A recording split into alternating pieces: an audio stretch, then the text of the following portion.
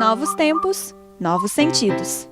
Olá! Família, amizades, afetividade, sexualidade. Assuntos que acompanham o desenvolvimento humano social. Como lidar com essas questões de forma a atingirmos o amor universal? Os desafios são muitos e a discussão é a melhor maneira de se construir uma consciência coletiva. Para falar sobre essas questões, que também fazem parte da programação do Congresso Mundial de Universidades Católicas, eu converso com o professor Camilo de Leles, que é membro do Comitê Temático do CEMUC e coordenador da Pastoral. Professor, muito bem-vindo ao nosso programa. Agradeço a presença do senhor. Esse tema, né? Família, afetividade, sexualidade e amizade, são temas sempre atuais? Sem dúvida, né? Nós vivemos porque são temas próprios do ser humano, né? A gente chama isso da dimensão ontológica da pessoa, quer dizer, independente de raça, de cultura, de temporalidade, né? São questões sempre norteadoras da pessoa humana. Então, por isso que a gente retoma esses temas devido à sua atualidade, à sua complexidade, e são temas também que são transversais a toda a questão, inclusive a questão universitária. Pois é, e nesse caso são temas assim que possuem particularidades, mas que também se interagem, né? Como é que a gente pode enxergar isso? Sem dúvida, são temas gerais, né, que se constroem a partir da sociedade, mas que têm sua particularidade, inclusive no meio universitário, né? E essa particularidade, por mais que a sociedade mude os seus parâmetros, por mais que se mude paradigmas na sociedade, são temas que são muito pessoais, individuais, e de um coletivo próprio, porque a cultura está envolvida nisso, né? O meio em que a pessoa vive está envolvido nisso. Então a pessoa entra no meio universitário, por exemplo, ela não abandona toda essa temática, mas ela passa a ser influenciada de alguma forma, até questionada, poderíamos dizer assim, por todo o meio acadêmico, pelas ciências e pelo novo momento que se vive numa universidade ou na própria sociedade. E a família, que acaba sendo uma instituição aí mais persistente no tempo, ela tem uma função orientadora, às vezes, né, reguladora de todos esses assuntos? Sem dúvida, né? A gente olha para a família, a gente vê que família é um núcleo que ele vai mudando, e a família mudou muito na sua constituição, na sua forma de vivenciar, até mesmo troca de papéis, né? Você pode encontrar hoje um homem que fica mais em casa, uma mulher que sai mais, você pode encontrar um homem trocando fralda, né? Toda essa questão, mas o importante é que a família continua ainda um núcleo de formação, de estruturação da sociedade. Veja, por exemplo, a formação da personalidade da pessoa. Ela se dá ali na família, né? A formação da consciência desde pequeno. Então é um núcleo, eu gosto de dizer que a família é a primeira escola, é a primeira universidade, é o primeiro aprendizado, é a primeira sala de aula que se tem. Então, com todas as mudanças, a família hoje ainda influencia muito nas pessoas, na constituição da pessoa, na escolha da profissão e na vivência da própria profissão. Dentro disso, a família acaba influenciando muito na sociedade e a sociedade, em contrapartida, também influencia muito na família. Fica aí uma via de mão dupla, professor. Sem dúvida, né? Podemos dizer que muitas revoluções começaram na família, né? Muita coisa tem o seu nascedouro na família e atinge a sociedade. Então, de alguma forma, as famílias, que são todos os familiares, estão em vários cargos, em várias funções na sociedade, então acaba influenciando a sociedade. Ao mesmo tempo que a sociedade, com as suas mudanças, com os seus desafios, acabam também dando um novo tom para a família, né? E nessa permuta, nesse feedback, nessa reciprocidade, nem sempre tudo é bom, nem tudo é construtivo. E aí, para dar um exemplo, quer dizer, a grande mobilidade que se tem hoje, o grande desafio de se estudar em lugar, se trabalhar em outro, namorar em outro, divertimento em outro lugar. Um intercâmbio enorme, totalmente. Né? Então, esse intercâmbio, essa velocidade, essa pressa, essa mobilidade, de alguma forma afeta a família.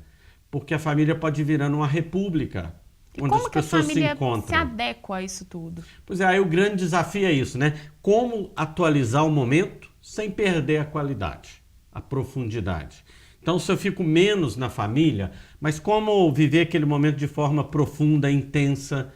Se eu fico pouco em casa, quem sabe olhar nos olhos, quem sabe dar-se conta do outro e não chegar simplesmente em casa e já ir ligando vários aparelhos ou eu estou em casa, mas estou ali conectado e não estou. Então, talvez uma grande temática para os temas atuais é como aproveitar da qualidade, da profundidade, ao pouco tempo que talvez eu vou estar na família. E acaba que as famílias hoje, elas realmente estão seguindo um novo modelo, até que a própria economia dita, né? As necessidades ditam. Então, muitas vezes, pais e mães fora de casa, crianças nas creches, como que a família pode ser preservada enquanto instituição no meio disso tudo? Ficam essas dicas mesmo de aproveitamento do tempo? Sem dúvida. E também uma pergunta-chave que eu acho, Aline, que a questão é o seguinte: o que importa realmente na família? Isso. O que importa mais para um filho? Quer dizer, é eu encher o filho de brinquedo ou é brincar com ele? Quer dizer, tem um lugar do brinquedo, né? O que importa mais? É eu deixar um apartamento ou dinheiro para o filho ou deixar uma boa formação, uma boa educação, algo que ninguém pode roubar dele? Então, eu acho que essa pergunta assim, o que importa para a família? Porque às vezes o capitalismo leva a gente a correr de muitas coisas que vira modismo, muitas coisas que não são referenciais, não são essenciais para a família. Se a gente fizer essa pergunta assim, o que importa realmente? Qual que é a prioridade da minha família? Eu acho que isso pode ajudar muito. E nesse caso varia de família a família, por isso importante o diálogo, né? Sem dúvida. O diálogo e uma prioridade de uma família pode não ser a de outra, né? Mas eu acho que conversar, isso é importante, né? Tem um pensamento que diz assim, que a gente não deve andar com a cabeça erguida, como se fosse melhor com os outros, nem de cabeça baixa. Olho nos olhos, olhos nos olhos já é suficiente, né? Esse encarar, dar-se conta do outro ali na família. E a gente vê aí diferentes tipos de sociedade, a gente vê, por exemplo, a influência da instituição familiar dentro dessa sociedade, quando a gente pensa Noruega, Suécia, que acabam tendo índices, né, de desenvolvimento humano muito altos, né, próximo aí, no caso, ao índice máximo, né, ao valor máximo, e elas possuem, por exemplo, o maior tempo de licença maternidade, oferecem às vezes 14 meses de licença que podem ser até divididas com os pais, né? Não só aí mães, mas pais também entram nessa jogada. Isso é um diferencial, isso é investir em família e, consequentemente, ter uma sociedade com uma qualidade maior? Eu diria que isso ajuda, Aline, né? Porque, por exemplo, a licença está passando de 4 meses para 6 meses, né? Eu acho que o marido também tinha que ter licença, porque ele faz parte da família, ele está junto, tem toda uma questão. Melhora, eu acho que isso é um adicional, isso favorece. Agora, a gente não pode usar isso como álibi para mim dizer, como nós não temos como na Noruega, então a gente não pode ter qualidade de vida. Não, isso é uma falsa ideia, né? Eu acho que no ritmo nosso, com o nosso jeitinho brasileiro, sabendo administrar, eu acho que a gente pode fazer muito, né? Então eu acho que é muito mais uma falta de orientação, de formação humana, de formação afetiva, uma orientação sobre como conviver, como lidar com a educação dos filhos. Então eu apostaria mais assim, como eu posso encontrar no meu ritmo, no meu tempo, novos valores, novas perspectivas. Sim, adequar-se também às realidades do país, né? Sem dúvida. Professor, a gente também vai falar um pouquinho sobre a sexualidade, né? Um dos nossos temas. Como encará-la nos tempos de hoje? Eu acho que encarar a primeira forma seria entender bem o que é sexualidade. Quando a gente fala sexualidade, nós estamos falando de masculino e feminino, de mulher e de homem, né? E com tudo o que envolve essa questão, né? Então, a sexualidade é uma dimensão mais complexa do ser humano. E ela envolve todo o ser humano. E uma parte da sexualidade humana é a genitalidade, são os órgãos genitais, é o ato sexual genital, que é uma parte de toda uma complexidade. Então, nós queremos trabalhar essa temática, porque hoje em dia, a sexualidade, né, como um todo, ela é a base de tudo. Tudo que nós fazemos é a partir do nosso ser masculino ou feminino e da relação com o diferente. Então, eu acho que a sexualidade ela está submersa aí, ela está como base de muitas questões. Então, uma pessoa que não tem uma sexualidade madura, desenvolvida, e aí eu gostaria de dar um exemplo, por exemplo, o machismo. É uma imaturidade sexual. Sim. É um machismo. Então, se a pessoa é madura sexualmente, ela já tem uma base para se deslanchar, seja economicamente, seja profissionalmente, seja nas amizades.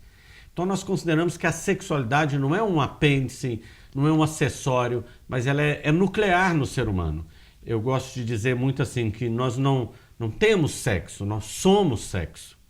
Né? Então eu sou masculino em todo o meu ser, no jeito de pensar, de falar, de sentir. Né? Você é feminino em todo o seu jeito de ser. Então, partindo dessa complexidade, dessa riqueza que é a sexualidade, eu acho que ela tem que entrar nas nossas pautas. Ela tem que entrar na pauta política, ela tem que entrar na escola. Quer dizer, sexualidade não é um departamento à parte que só entra em algumas áreas. Não, ela está ligada em todas as áreas da vida humana. E aí, para finalizar, como é que a gente consegue atingir aí o amor integral? Pois é, o desafio do amor integral é justamente esse, né? Quando a gente fala amor integral, nós estamos pensando na pessoa como um todo. Né? O que acontece hoje muito na sociedade é uma fragmentação.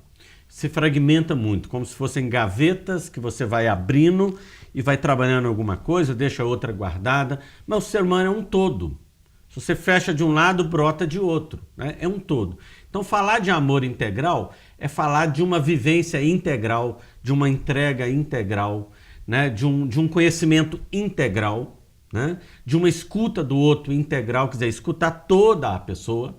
É o que a PUC coloca muito na sua formação humanística, né? Não é só formar um profissional, mas é formar a pessoa toda. Então, quando na PUC entra as disciplinas de cultura religiosa, de filosofia e outras atividades, ela quer dar essa dimensão integral na formação. Porque o engenheiro que vai estar atuando lá, não é só ele que está atuando, a pessoa dele está atuando, a postura ética dele vai influenciar naquela construção, a postura social, é como ele lida com o funcionário, é como ele lida com a sua sexualidade. Então, falar de um amor integral é falar isso, olha, que o amor envolve toda a pessoa e nós não podemos fragmentar essa dimensão tão importante do ser humano. Perfeito, professor. Eu agradeço a sua participação aqui no programa e fica aí, né, já um início de debate para o CEMUC. Sem né? dúvida. Muito obrigada. O Congresso Mundial de Universidades Católicas acontece entre os dias 18 e 21 de julho.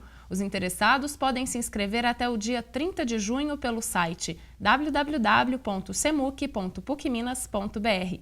Essa edição do CEMUC fica por aqui. Continue ligado na programação da PUC TV e entre em contato pelas redes sociais. Obrigada pela companhia e até semana que vem.